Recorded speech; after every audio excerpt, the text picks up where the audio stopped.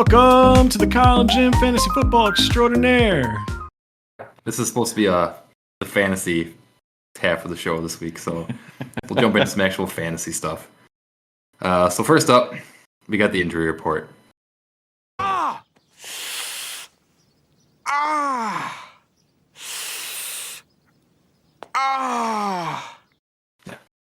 So first we got Joe Burrow. He has turf toe. He's going to be out for about 3 months, which is also known as the season. This one's weird. I'm just like, I just rule them out for the season, or they're like trying to give hope to their team. Like maybe if we win enough games and we make the playoffs, they'll be back. I'm honestly kind of curious about this one. I don't know. Do you have any thoughts on this? Do you think that's what they're doing? Sometimes it's for money. They just want to make it seem like he could come back to keep people holding on to their tickets. Bengals ownership is like very notorious for being cheapskates, so I could easily see them holding off for that purpose. But I think it is mostly, you can't give up if you're a potential playoff team. So I'm sure they'll try to say he's going to come back at the end of the season, but if at the halfway mark and they're not competitive, I don't think they're going to bring him back. Yeah, and I don't know how they will be in playoff contention in that division, and the fact that with Joe Burrow last year, they missed the playoffs. How the fuck are they going to make the playoffs without him this year? There's just no way. And they are 2-0 though. I mean, that's the first time they started 2-0 in a long fucking time. It's going to be the Jake Browning show. Jake Browning's not bad. He's very risky. He's kind of like a Ryan Fitzpatrick style of player. He's going to put up yards, he's going to put up numbers, he's going to put up touchdowns. He's just going to be very turnover prone. So, I mean, he's going to get something out of that offense. But yeah, I don't think they have enough talent to hold up a risky quarterback like that. But, you know, hey, Ryan Fitzpatrick made the playoffs with the Jets. But what was that? Brendan Marshall and like Eric Decker or something like that? Yep. Yeah, that's right. Big Dick Decker. So they could do it. I mean, I feel like Ryan Fitzpatrick's a great comparison, and was a little bit what the Bengals have. Yeah, and also like I just wrote down here like turf toe sounds like it would be like I hurt my toe, but apparently I looked into it and it's like you ripped a bunch of fucking ligaments in your foot is what happened to him. It's like that's what they call turf toe. What the shit? That's a weird name. Painful. It's like very it's a hyperextension of the toe. Yeah, and it sounds like since he needs surgery, I'm guessing he tore ligaments. Yeah. It used to be a death knell to players like as running backs in the NFL. So like Lions had some running back in like the early 2010s that got injured with turf toe. He like lost his career because of it. Actually, no, he didn't lose his career. I think it was Amir Abdullah. No, Amir Abdullah was still in the league as of last year. Yeah, but he lost a lot of his like explosiveness after he got that turf toe. So like his first like year or two at the Lions, he was very agile and quick and elusive, and like he definitely lost his step. But I think he kind of got it back. It just maybe it takes a couple years to come back from. Hopefully, it doesn't limit Burrow. Maybe science is better now, and it's not going to be as big of a deal. But I know turf toe can be a very bad injury for running backs and receivers. Yeah, but Joe Burrow's not a running back or receiver, and he's not even a mobile quarterback, so I think he'll be okay when he comes back. But it still sucks. I mean, this is like the third time he's going to miss half a season or more in his not that long a career. That's a shame. He's one of my favorite players in the league, so to lose him for any amount of games, and now it's like 2 years that we've had this, yeah, it sucks. He was going to go off this year too. Yeah, it kicks me right in the nuts in my fantasy team, but yeah, I just had to write that out because I'm like, turf toe. Turf toe sounds minor. It's turf toe. Oh, I got turf toe. No. I bet my fucking toe on the turf. It's like, nah, you ripped fucking ligaments in your foot. But what a strange name for that injury. You're not going past turf toe unless you're taking a lot of painkillers. Anyways, on to the next injury. So we had Jaden Daniels. He has a knee sprain and he's week to week. So if you got him, Heebs, you got him. I do. You got decisions to make. Probably have a backup ready. Decisions have been made. Yeah, okay. I think they already said he's not playing, right? Or that was pretty. They might have.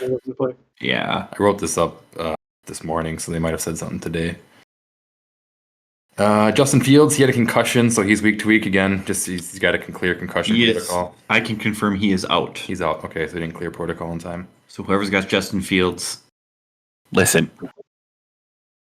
He's not a starter on anyone's team. I don't think. Yeah, he was. Dude, our league's weird. I needed a quarterback because I had Burrow, and I looked, and I think there's like 3 or 4 starting quarterbacks on the waiver.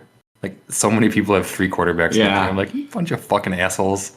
You just I saw camp Stafford up out there. 3 quarterbacks. It's good. Don't mention any names. I don't want anyone to listen to this and fucking take the guy. Yeah, there's only like 3 of them anyways. But anyways, Austin Eckler, he had a torn Achilles, so he's out for the season. JJ McCarthy again, quarterback, sprained ankle, 2 to 4 weeks. Aaron Jones, hamstring. This is like the 10th times Aaron Jones has injured his hamstring. I feel bad for the guy, but he's getting older. Those hamstring injuries compile, I guess, but they're saying 1 to 3 weeks for him. And then the last one's Packers. Jaden Reed, he broke his collarbone, so he's out 6 to 8 weeks. But I did look, I looked into this, and they're also gonna deal with that Jones fracture he had in his foot. So it's kind of at least there's a silver lining on it, you know. Does that actually, he's going to get the Jones fracture completely healed? Because I thought that was like, Yeah. okay. That's Well, actually sounds probably like- better for you guys. Yeah, I mean, it sounded like that was about the same time frame as the collarbone healing. So there's like, well, we might as well do them both. You know, if one's not going to affect the other in healing, and you got to miss 8 weeks anyways, 2 months, get them both done, and then he'll be fully healthy for hopefully a playoff run at the end of the season. Yeah, I think that's actually good for you guys. He should have probably not even been playing. Felt like that injury was No. kind of concerning. He looked good though. He looked fast. It didn't seem to bother him at all in the first 2 games. It's one of those injuries that people always aggravate. You know, it's like 3 or 4 Yeah, games. I guess, They yeah. aggravate it, and then it's like, then they never get healthy again. I would rather, especially, okay, you guys look so. Jamie, you cut out. Randomly cut out. For some Yeah, you're reason. cutting out. We have nothing on Discord. Okay, can you hear me now? Oh, there you are. Okay, now it's good. Yeah, so I'll just, I don't remember where my train of thought was going now. It's all good. But yeah, I mean, yeah, you want the guy to get healthy or play on an injury. But I mean, if the guy wants to play, I guess you have to let him play. I don't know if the coach is gonna be like, you have to go do this. They'll A get lot him of times, back. like, you can't injure it more, but I don't think I ever really believe that. Like, you always hear that, like, oh, he can't, and then that player always ends up getting more injured. The same problem, because for one, you're gonna favor something else. You know, if you're not 100% confident in it, you know, you're gonna potentially injure some other ligament because you're gonna put more stress on it. It is just, I think it's a lot of mental too. So yeah, I think it's just overall better for players to get surgery if it's not going to cost them a season. Yeah, I mean, it was gonna cost him, I guess, 8 weeks. That's why I decided to do it. I mean, it's 2 months. Season's 4 months. You didn't want to miss half the season. I mean, he's playing to build stats and get a paycheck. He doesn't want to take the hit from not playing. But anyways, yeah, those are the injuries for the week. So everyone, take a minute and pray for those legs. I'm sending up my prayers. I already prayed for his leg. And next up, we got fab spending. This one's a little bit weird. I wrote down 2 separate fab spending sections because people dropped some people that I don't think should have been dropped. I didn't pay attention. A lot of people didn't pay attention, and good players got picked up because other players dropped them. So last week Thursday, Jackie picks up Brenton Strange for $8 with no other bids, so she paid $8 more than she needed to. But she dropped Ramondre Stevenson to get him. I get it. He had a shitty week 1, but I don't think he's a player you drop after 1 bad week. Anyways, also on Thursday, Ashley picks up Quentin Johnson, who can catch the ball now magically, for $7. Next highest bid was $6. That was a good spend. And then Richard picked up Alec Manor.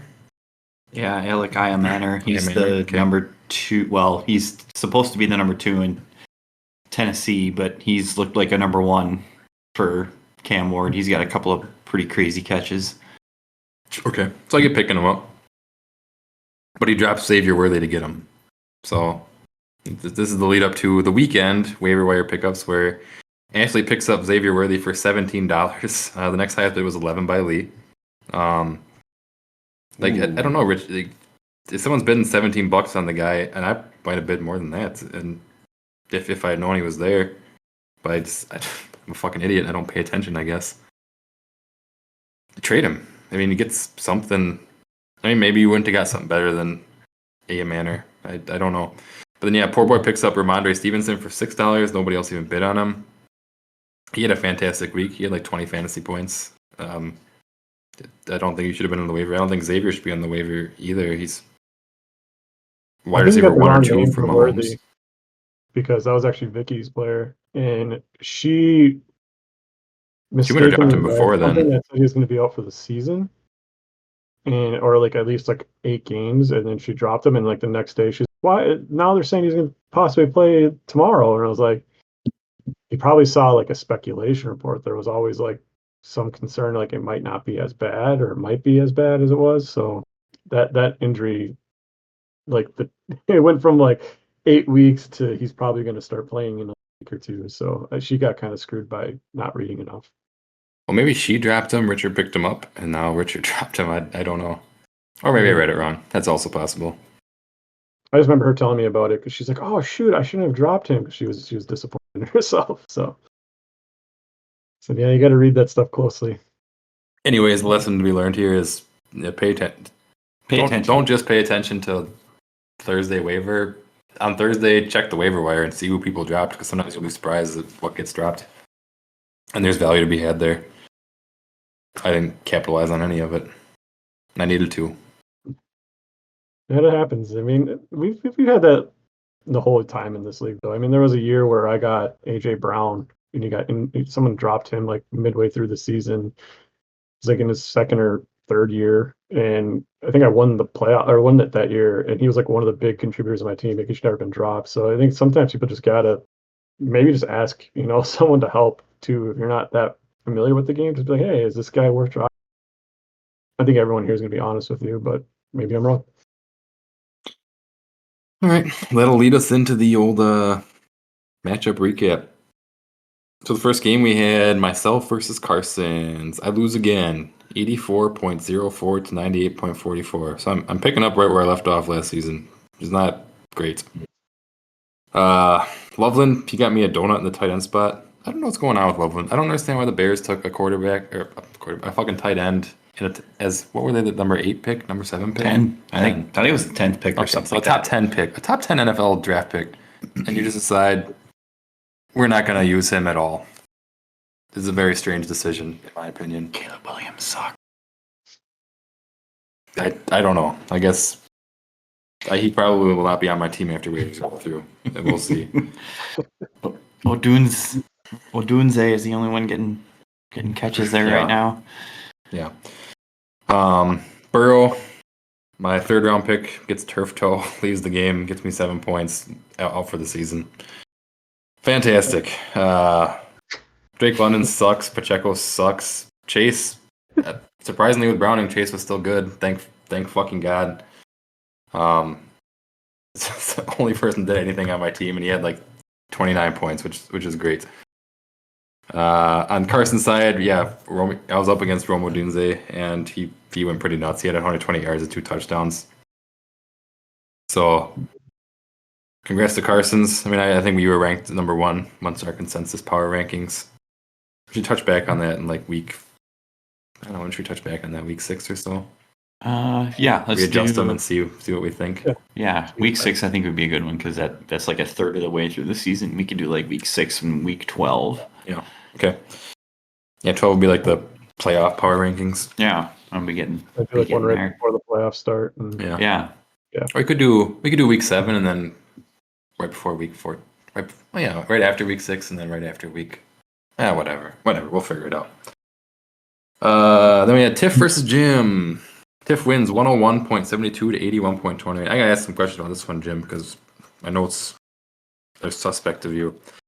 So Josh Allen, he had a dud, but Cook, he looked electric, and he made up for what Josh Allen didn't do that game. Very good game from Cook. Nico Collins and Trey McBride also had very good games for Tiff, so a lot of points there. And Jim, yeah, you had some roster blunders this week. So I don't know if you just didn't trust the Lions players going against Chicago this week, or if you didn't check your lineup in time, or what the situation was. I forgot to look at it in the morning. I would have put in Goff. I was pretty confident he was going to have a good bounce back game.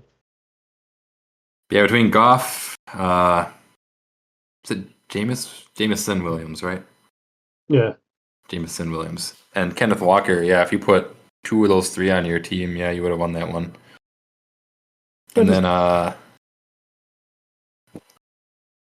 I was surprised when I was checking them midday. I was like, Jim didn't put any of his Lions in against the Bears of all teams. Yeah, I was messing with my roster throughout the early part of the week, and I didn't even know I had CJ Stroud in. I was kind of debating on it at first, but then I was just like, yeah, I got to go with the Lions against the Bears. I mean, they already had injury concerns with their defense, but yeah, I woke up and it was already sent in. I was like, oh, well, this is going to be really good or really bad. Happens to the best of us. I think we should give you the Rod Marinelli Manager Award of the Week on that one. Rod Marinelli Manager of the Week. I like that.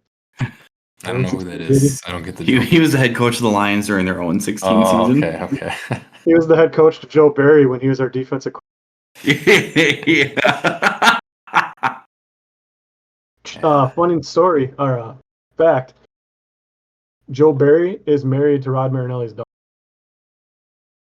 That's how he got that job. Nepotism at its finest. Yeah, well, how the fuck did he get the job on the Packers? Is he married to someone on the Packers? Just banging one? I don't fucking know.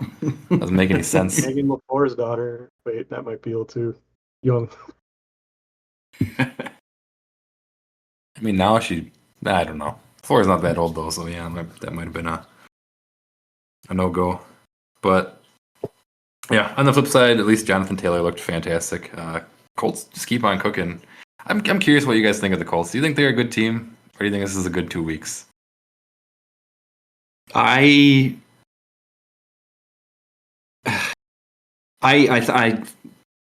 well, let's put it this way. I thought week 1 was a fluke until they straight up beat the Broncos, and the Broncos aren't a bad team.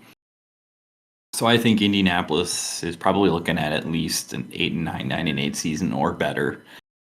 But yeah, it's kind of insane watching what Shane Steichen has done to Daniel Jones. Well, here's the thing. They were, for a while there, kind of around the time they lost Luck, a lot of people thought they were the best drafting team in the NFL.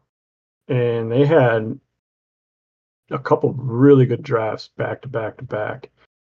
And really what's been holding them back is bad quarterback play, like replacement level bad quarterback play, probably worse than replacement level when you talk about Anthony Richardson, like how bad he was. So even if you add like a half decent quarterback to that roster, it's probably a lot better than people think just because of how held back they've been over the last couple of years because of quarterback play. So I think there could be a lot of talent on that team. They've always had a pretty solid defense, and they've had a really good offensive line for years. And Jonathan Taylor is one of the best running backs in the league. So yeah, I think just having a steady quarterback there and Daniel Jones, who's looked really good for 2 weeks, I think is enough to make, rising tide lifts all boats. And I think that's what's going on there with Daniels. I'm glad you mentioned the offensive line because that was my biggest. They've got, what is it, Quentin Nelson on that offensive line. But yeah, even against the Broncos, Daniel Jones had all day to throw. Like, he had a clean pocket almost that whole game. It was insane. Like, wow. Something he never had in New York. Here's the thing, and people don't like to think of it this way, but football is like the most basic game when you think about it. It all comes down to offense and defensive line play. When you look at the best teams in the league every year, it's the best offensive lines, the best defensive lines. Really, not much else matters except for quarterbacks that can like play outside of structure. That's why they're so valuable, because then you don't have to have as much offensive line talent. But like the NFL right now is like the worst it's ever been for offensive line talent. So there's so much disparity between like the top teams and the bottom teams. And I think when you see these teams that do have good offensive lines and, like I said, just put anything behind them like that resembles competitive quarterback play, they end up being great or being much better than people expect. Yeah, it all comes down to the offense, defensive lines. You got to pressure the quarterback and you got to protect the quarterback. It's that simple. They're doing it. I'm gonna be the contrarian opinion. I don't think they're good. I think they've had a fucking hot ass 2 weeks. I don't think this is gonna keep up for them. I really don't. Jonathan Taylor is great. I'm not saying they don't have a good old line, but there's no way Daniel Jones. I think Daniel Jones is also a replacement level quarterback. I don't think he's better. He might be better than Anthony Richardson, but that's saying barely anything. I'm sorry. Go ahead. I'll say we've been seeing this though, like so much over the last couple of years. Like, look at these quarterbacks, functional franchises. They go to run organization and end up just being way better. I mean, God Baker. is maybe not the best example because the Rams are obviously a very well run organization. But yeah, Baker Mayfield. You now have Daniels, who's looked really good. Baker Mayfield might be the best one because do people even realize when he was on the Panthers, they had him lining up as like a scout defensive end because they thought he was that worth. And then a Yeah. year later, he's one of the better quarterbacks in the league. Like, how bad is your talent evaluation, or how bad is your team nucleus around that player? And I think Baker's probably the best example of that because as soon as he went to the Rams, a well-run organization with a good nucleus around him, he ended up looking great and got a huge contract. There was that one like comeback win he had that literally got him the contract with Tampa, and now he's looking like one of the better quarterbacks. That was a Monday night game, and that was like right after he signed with the Rams. You can't tell me that that's what matters more a lot of the time, player. Like, I do think the player matters somewhat, but I do think that the team around him is way more important. I think that's what Daniels is getting here. Or Danny Dimes. Yeah, Daniel. Indiana Jones. I was getting confused with Daniels for a second. But yeah, Daniel Jones. Danny Well, Dimes. Yeah. Well, we'll see. Time will tell on that one. Anyways, back to the fantasy stuff. So we had Lee versus Mike. Lee wins 139.54 to 97.78. Good score by Lee there. 139 is a good ass showing. So Lee, yeah, he had 3 players score over 20, and 8 out of his 9 players scored over 10. I mean, that's impressive. Yeah, that's exactly what you want out of your lineup. Yeah, Kraft. He might wind up being a top 3 tight end this season. He's been fantastic so far. There are a lot of duds on Tiff's team, but she had a good defensive pick of Seahawks against Pittsburgh. Mike. Oh, Lee versus Mike. Yeah, I don't know. Oh yeah, that's right. Lee doesn't beat Tiff. He always loses to Tiff. Lee beats Mike. Tiff is probably running Mike's team. Hey, I don't know. Then he'd be doing way better. Yeah, a lot of duds on Mike's team, but he had a good defensive pick of Seahawks against Pittsburgh and Aaron Rodgers. Herbert's letting it fly this season, which is awesome because that was, I believe, Mike's second quarterback pick. He had Kyler Murray and Herbert late, and Herbert's looking like he might be a very good value this year. I think I mentioned it in a different podcast episode, but Herbert was like a top 3 quarterback like 2 years ago, and last year was just so underwhelming that he just really fell down the boards. He wasn't even like the top 12 this year. I actually have a funny thing about that. So there's a meme that's been going around for a while. And it kind of ties back to Joe Burrow, and it also now ties back to Herbert. So there was, when the Bengals drafted Jamar Chase, there was this like picture they showed of a quarterback going to throw and an offensive lineman missing the block on a defensive end and tackling him. Chase wide open, but no one could. Burrow's already sacked. And the next one is showing how they had Penei Sewell in front of Burrow, and then he's throwing to some random no-name guy, and he's catching it. Well, the Chargers did the same thing with Herbert when they Joel to kind of like go, hey, we're going to do this back, because again, I think that comes down to you got to think about protecting your quarterback every time. But it was a funny meme. I'll have to find it for you guys. I think I saw the same one. I did too. Yeah. But yeah, No, it goes back to O-line. O-line's it's important. You got to have time to do something. Oh, Chargers with Khalil Mack. Big elbow injury. I have not seen yet today how long he's going to be out, but it looked pretty ugly. I think they're saying IR already, so minimum 4 weeks, I'm guessing. I don't know. Well, that means Herbert's going to throw all the more. The defense takes a step down. They've Be a been nice one of the matchup. best units in the league so far, haven't they? They've been very good. The Rams defense looked very good. And the Packers defense looked very good. Giants haven't looked that good. They're supposed to be good, but they haven't looked that great so far. But yeah, next match we had Heebs here versus Jackie.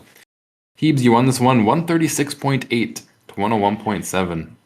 Yes. It's another very high scoring one. Javonte Williams, son of a fucking bitch. He's the number 2 scoring running back in the season so far. I shit on him in the fucking power rankings thing. Jim, you shit on him, and even you shit on him, and he's the number 2 scoring running back in the season. That's some bullshit. I need a running back, and it's like, well, Dallas' starting running back is usually done pretty well, and he's supposed to be the starter. So I'll roll. I didn't have much of a choice when I drafted him. I thought he was washed. Like he tore his ACL or whatever. Like he was really good his rookie year. It just seemed like he's never really got back to like that rookie form. So I just thought, yeah, I didn't expect much of him. He's been great so far. That's what I'm saying. Like, it's not even just he's actually looked good this year, and he looked, in my opinion, last year he looked terrible. I was like, whatever. Yeah, he's on the Cowboys, but he sucks. Like, he's not gonna do that much. But I'm just like, all of a sudden he's good again. And he, like you said, he did look good for a little while early on, but just he looked bad for an entire season. I was like, the dude's done. Multiple seasons. Like he was not really good after his rookie year. And he's what, 4 or 5 years in the league? I don't know exactly, but yeah, I can't believe it. It's also 7th round pick, and he's the number 2 running back in the fucking NFL. One of those things is like he was kind of one of those guys that if he gets all the work there, he's probably going to be very valuable because they're going to be a high scoring offense, and their defense got so much worse this year. I mean, I shouldn't say so much worse. It's one player, but I mean, you're losing an amazing player in Micah Parsons, so they're probably not going to be as many like low scoring games. It's going to be a lot of shootouts. So if you have that guy, pretty high powered offense, I mean, he doesn't even have to even be a good player, quote unquote. He's going to get a lot of attempts and probably score a lot of touchdowns, which is what he's done so far, right? He's got like 2 or 3 touchdowns. He's got 3. He had 2 week 1 and 1 last week. Yeah. If that dries up, maybe he's not as valuable. He's got to keep that touchdown. Correct. Yeah. Keep going. Well, you guys both said, I mean, volume and a high scoring offense is more important than being skilled, in my opinion. Yep. That's what you want in fantasy. That's a lucrative player to have. He doesn't have to even be skillful. Yep. But he has looked skillful nonetheless. Anyways, so then Malik Neighbors, he's just catching Russ's moonballs last week, scoring a boatload of points for Heebs. He had Amon-Ra St. Brown in the just thorough ass whooping of the Bears. But do you have 3 touchdowns? Yeah. I talked about it on the last podcast. Yeah, 3 He touchdowns. landed on the 1 yard once too, so he could have had 4. Come on. Yeah. Jackie, she did some good showings from Drake May, Barkley, and Smith and Jigba, but it just wasn't enough. Heebs team went pretty strong this week. Next we had Poor versus Vicky. So yeah, Poor, we all gave him shit for having the old man team, but the old men are still kicking so far. Devontae Adams, Alvin Kamara, they both had great showings. Travis Kelce and Derrick Henry, not this week. But yeah. 2 out of 4, we're good enough to get the win. I don't remember Derrick Henry having that bad of a fantasy game in a very long time. Oh. He had like one right, I think week 2 last year. I remember like everyone thinking he was like done. And last year, like the same thing, but he didn't have such a good week 1. He had like kind of lackluster game and then like a really bad game in his first 2 games, and then he was like the best running back in football for like 10 games. So he does it from time to time. We'll see what happens. I mean, maybe they decided we got this game anyways, just rest dude, and we'll. He's got like a unique We'll air it style out. too, where he just kind of like runs into the back of the offense. 80. He's got to have some of like the most disparity between like runs in a game. Like he'll have like 5 or 6 like single digit carries, and then like 3 or 4 carries that amount to like 120 yards. So he can be a kind of high risk, high reward player, even as a running back. Yeah, but I feel like it's reward more often than. Yeah, more often than not. Yeah. Well, he is a Hall of Famer, so he's pretty good. Yeah. He runs that way, but he's still really. He does. Yeah. I mean, dude, just when you watch him line up, even like he's like fucking 10 yards behind the line of scrimmage. Like, dude, you line up so far behind everybody. But yeah, he just likes to just go full fucking steam ahead. Like, I want to be at full speed. I'll knock the first guy down, and if the next guy doesn't get me, then we're gold. That's what makes him elite. He just needs to be running straight and fast. Like he's not going to juke someone out. Like he doesn't do that. He just Are you going to tackle a 204.4 that's running right at you and your pound safety? You're going to like sacrifice your body to try to stop him. So if he gets to the linebackers and safeties, he's gone most of the time. Yeah, I'd make sure that dude's got a lot of clean grass if he's coming at me. I'm like, nah, you're good, dude. I don't want to die. Maybe that's what we should do for the punishment. You have to try to tackle Derrick Henry. We should call him up. Like, hey, It's full this is our tilt. fantasy football punishment. You get to run this straight line at the personnel. Yeah, let's get us in touch with Derrick Henry's people. We'll make this happen. Yeah, let me get on that right now. Yeah, you have to kiss the trophy and then just take one from Derrick Henry. Actually, it'd be kind of funny. You're sitting there like kneeling. You get the kiss. Derrick Henry's just heck of signing up. You're just gonna piss him off more. But yeah, so Vicky, she had some good games. She had good games from a few people. Mayfield did great. Josh Jacobs did good. Jalen Warren did good. She's got some good running back performance and quarterback. Vicky's rookies though, Travis Hunter and Aston Genty, they are not getting it going yet. Maybe they will, maybe they won't. Travis Hunter gets a lot of targets. Genty's the next Trent Richardson. Right. I'm telling you. Did you guys see the play of him like not even blocking? Oh, the pass block. Yeah. And how bad that is. Like that Yeah, would probably get you benched on the Lions and Packers. I don't think. 100%. And you're Any the good coach would bench you for that. 5th overall pick. That's nuts. Yeah. That was like such lack effort. A lot of people are saying that so much more money in college now that we're stuff where they've already like made $5 to $10 million. That's like they don't have the same drive probably anymore. Yeah, they don't have to earn themselves or really prove themselves as rookies when they've already got millions in the bank already. Yeah, I I'm mean, curious if we're going to see that. That's insane, though. Just real quick, an average college quarterback's going to cost like $5 to $7 million in NIL. Like that's just wild now. That's enough to like retire on, right? So like these guys have enough money to retire. Right. Why would you want to go get your brain scrambled? Yeah, Well, Especially a they're running back. Like a They're not running asking you to back. scramble. Just block. Blocking. You're not going to get a concussion on a block 99 times out of 100 or 999 times out of like that's not when the concussions happen. Generally, you're just blocking. Offensive linemen get a lot of concussions. So I mean, Yeah. if you're putting your head there, if you get hit the right way, you're gonna get knocked out. I don't know. It's just it's concerning. Like I've never seen like a look that uninterested in a long time. That was concerning to me. That was I mean, I remember seeing that. I see a highlight, and I was like, yeah, he just like kind of walked up and touched the guy, and then just backed away. I was like, dude, you didn't even like, fucking he kind of try. jogged like alongside him too. Well, Gino was like rolling out. He's like, oh, I should probably. He ran with him still, and the guy almost sacked Gino. Yeah. It was Who's the strange. Pete Carroll. Yeah, Pete Carroll. He is kind of a little bit of like, I don't know. I feel like he would chew him out, but then he's like one of those player coaches. So Yeah. But Yeah, I yeah, just want I don't know. Yeah, if that was the floor would be fucking screaming at him at the sidelines after that play. Like, dude, absolutely not. That's never gonna. You cannot do that to our quarterback. I don't think there's a single player on the Lions roster that would do that. I don't think they would draft any player that they feel like has any chance of acting like that. There's absolutely no not. way. I mean, the Lions are like, dude, even if you're a receiver and you're downfield and the ball's like on the far side, like if you're not fucking running over there and trying to block, you're gonna be in fucking trouble. Like you probably can't get there, but if you don't even try, yeah, you're gonna get your ass fucking chewed for that, and you might get less snaps the next game. I mean, that was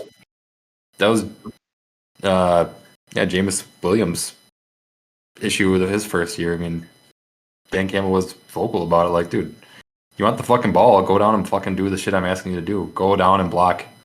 Like, everyone needs to be blocking. You don't just get to get a free pass because you're a burner. Have, like, some slogan that's like, no block, no ball. It's something more catchy than that, but it's literally what it is. Like, no block, no rock. No block, no rock. Yeah, no block, no rock. Yeah. Yeah, they do not take that lightly. Like that is the whole Lions offense. Like our receivers are probably some of the best blocking receivers in the league, and they make sure that's the way it is. So like running back, same thing. You need to know how to block to be on the Lions or put effort into it because most of blocking, especially for like those type of skill positions. Yeah, and I do remember Dan Campbell calling out Williams at one point about it because I think it was after his first big game. He was like, "Yeah, well, he finally started blocking, so we decided to feature him this game." It's like, yeah. Fucking go block, go do what I'm asking you to do, and we'll get you some stats." And now that guy has been like down the field running past David on like 60-yard runs. Yeah, Past, and he like will literally run past. There's no. He cut out again. there's a little cutout there. We'll jump into the last matchup. So we had Richard versus Ashley. Ashley squeaks this one out.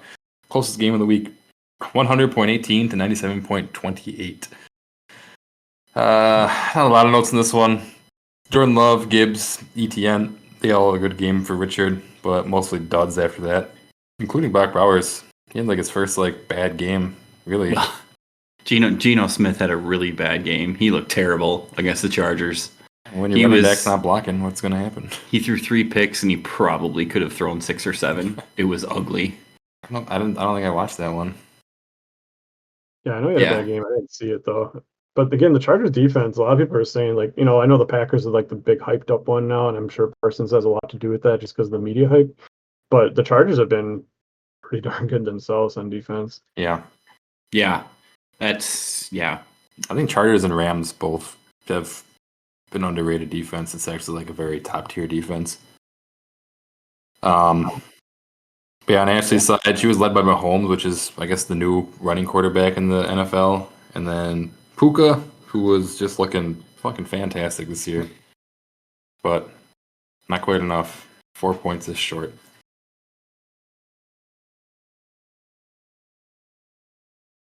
And yeah, I guess that's it. Yeah. Got our matchups. Puka's awesome. If you want to have any comments on that. Yeah, I mean, what else can you say? He's just awesome. He can Puka's stay awesome. healthy. He's going to be. I think he's going to have like one of those Hall of Fame type careers. But he just gets so injured because of the way he plays. So I don't know if he's going to stay healthy his whole career. We need Stafford to stay healthy too, and get another good quarterback for him afterwards. Yeah, I mean, it's hard to get a quarterback even close to Stafford though. Mm-hmm. Like, I got a question for you guys. We had a lot of chatter in this at my work league today. We have currently it's one. So this trade currently is one veto short of getting rejected, but we have vetoes suck. AJ Brown for Jordan Mason. I don't see any reason to veto that. Anyone who vetoes that should veto get that. kicked out of the league. That's my opinion. Who vetoes? Yeah, we don't have vetoes in our league anymore. I don't know if you know that. Oh no, I we did got rid not of them know like that. 3 years ago. Okay. I don't We think had a you should trade. I mean, Jim trade raped. If you're dumb enough to accept something. Yeah, Jim trade raped Scooter about 4 years ago. It was Ezekiel Elliott for Jonathan Taylor. You trade raped Jonathan Taylor went on to be the rushing leader for the NFL that year. Oh, is that when Zeke started to suck? Yeah, so a whole bunch of people were texting me and getting pissed off because the trade happened. It's like, we wanted to veto. I'm like, we're not. Then the next year, we're like, we're not vetoing trades. Like, if there was nothing wrong with that trade, it was Ezekiel Elliott, who was, he was fantastic the year before. And Jonathan Taylor, who was he a rookie that year? He was like in his second year, I think. Might have been his second year. I think it was his rookie year. Because He had a good rookie year, didn't he? Second year. It had to be his rookie year. Because his second year or his third year, and it was kind of that year where he was kind of an unknown commodity at the time. It was right when Elliott was kind of falling off, and then he kind of started. Exactly, yeah. And he offered me Jonathan Taylor for like Elliott and something else. I'm like, I think there was an extra thing in there, yeah. Yeah, it wasn't just a straight up trade. It was definitely not a. And I could definitely say people want to veto, but it wasn't like, he just gave me the number one running. Some useless guy. It was like someone okay, but well, it wasn't at the lopsided. time. It wasn't. It also wasn't. It was like week 2 or 3 of the season, so it was like it wasn't the known running back one for the See, no that's- running back 27 or whatever Zeke finished out the year as, because Zeke fell off that year. But Yeah. he started okay, and I think Zeke was like a top 5 running back the year before, but you could tell right away like his gas tank's running low. It was And a lot Jonathan of Taylor name was kind of dropping. like the opposite, like, oh, this guy's fucking raising fast, like he's looking real good. But that was the trade. People wanted to veto it, and after that, we decided we're not going to veto trades anymore. The only way a trade's ever going to get overturned is if we suspect collusion, if it's something absurd. Because Well, we always everyone had values it. players Yeah, differently. but it was just it got brought up after that because people were upset. So we just kind of told them, reiterated, yeah, we have vetoes in our league because we had that back when we had the original 920 league. Yeah, I mean that's the default setting, and we had it on. But yeah, I mean, if we traded, everyone traded a bunch. There was a lot of trading last year. There's been one trade this year. Oh, I should have put it in here. Whatever, it's too late now. We'll discuss it next week. But yeah, I mean, everyone values their players differently, especially early in the season. You don't know what you're getting or what you're giving away. It's too early to tell. So there's no reason for that. I mean, if you're gonna trade Saquon Barkley for, I don't fucking know, like some random bum on a defense, like you're trying to stack a team, I will override it every time. But that's Yeah, if there's legitimate collusion. we've never had As long that. as it's two people thinking they're making their team better. Yeah, and you don't know, like it's like I said, especially early in the season, like we are now. I'm assuming that everyone's just saying because AJ Brown was like a second round pick and Jordan Mason was like what, probably like a 5th or 6th round pick, maybe later. Yeah, but now Aaron Jones is hurt. They Yeah. don't have a good quarterback. Like Jordan Mason might wind up being a fucking top 5 running back this season because they're gonna have to rely on him heavily. Like, what else are they gonna do right now? He was the number 1 running back after he took over for And like, I mean, everyone was freaking out how good why he are was. people? Yeah, I guess why are people trying to veto it? Like, do they think the Jordan Mason guys? Do they think the AJ Brown one was getting ripped off? Because AJ Brown might fucking suck balls this year. In all honesty, like the Eagles seem to have no interest at all in throwing the ball. I think And that's they're just winning. how their game is. I think they're just happy to win games. So I think AJ Brown is probably just going to be inconsistent. So yeah, he's had probably 2 down games, so he's going to be lower value. And then you have Jordan Mason, who's looking on the up. I feel like the value of him is probably pretty close. Yeah, I'd probably take AJ Brown, but I don't think it's that far off either. So I think it's actually almost a fair trade. Yeah, I agree. I mean, the way I always view trades, it's like you have to base it on current value. Yeah. I mean, Draft day is worthless now. yeah, but I mean, potential is, yes, it's there, but you can't be like, well, we don't know. Maybe AJ Brown's just going to have a shit year. We don't know. I mean, yeah, you have to take that trade currently at face value at any point that it occurs throughout the season. But I also, like, now that you guys, now that you're talking about it, I mean, this seems like a really competitive league at this point. So the no veto trade makes sense. Like, I think vetoes only make sense in a league where it's like half the people are serious, the other half are like beginners or something. And you want to prevent like a trade rape of some sort. Trade rapey people that are like beginners though, that you shouldn't even be in that league. Like that league's probably just not even competitive. Like I feel like because we built this league with the mindset that we're gonna help teach people how to play too, right? There's a lot of girls that didn't even know anything about fantasy and or like people who even guys like lead. I don't think you and they just learn through playing, right? So like we weren't going around like, hey, let's try to rip off and some of the girls. It was always like, how does everyone get better? Now the league's actually doing really well, so you can always make the leagues better too, just by offering. I was gonna say, suggestions. Jackie, Vicky, and Tiff all have their names on the trophy now, right? Yeah, I think someone might have it on Jackie's there won twice. Yeah. I think she beat me once, and then I don't remember who she beat the other time. Yeah, she's been on there a couple times, and it's I think everyone knows what they're doing enough in this league, and if someone drops out, there's other experienced players that would join this league. So I don't think there's any advantage. We're never gonna have a spot again where there's gonna be like a complete newbie that would do something super dumb.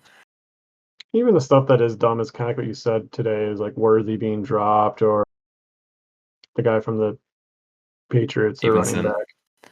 Like, Yeah, I mean, I can those see guys it. probably shouldn't get dropped, but at least like they're not egregious, Not No. like drop Saquon Barkley. It's always something like maybe they're a top of the bench player, not a bottom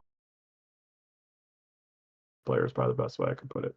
Yeah, I mean, no one in this league would drop Derrick Henry because he had a shitty week and be like, "Oh, I thought this guy was going to be good, and he sucks."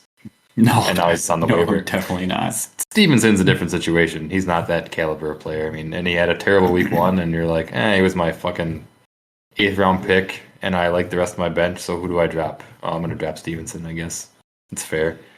Still think Henderson's going to be the top option. Maybe. We'll know by the end of the season, I guess. I don't know. I think that's about it. Anyone got some parting words for anybody for the listeners? Thanksgiving is going to be a hell of a good time. Hell yeah. Yes, it is. For 2 out of 3 of us. As much as I hate the Packers, like the most enjoyable thing is getting to beat the Packers, and the worst thing is the Packers. So it's going to be a good one. I think we're going to have a lot of fun with that game. So I'm looking forward to it. I hope the Packers stay and the Lions both stay very competitive and stay healthy so we can have a fun rivalry going on this season. I want another fucking ass whooping like we've won person. Every time you guys beat us lately, though, you beat us like really bad. But remember, we've won a lot more than one in the last couple of years, right? We're like 6. I mean, yeah. I think we had talked about it with Heebs in the last episode. I was like, dude, after 2 weeks, I finally feel like we might be the best team in the division again. Because for the last 3 years, no, we were kind of riding on hope and a little bit of delusion of being like, nah, we can beat the Lions. We're the better team. It's like, we're not the better team. We all fucking know it. But we could beat them still. And that we can always still beat you. But it's like, yeah, they're clearly fucking better than we are right now. Finally, after 3 years, I have that hope again of. And I don't think it's delusion this time. I think it's actual, legitimate. I think you guys have every right to be excited. I think you're a little too like amped up at all fans. Yeah.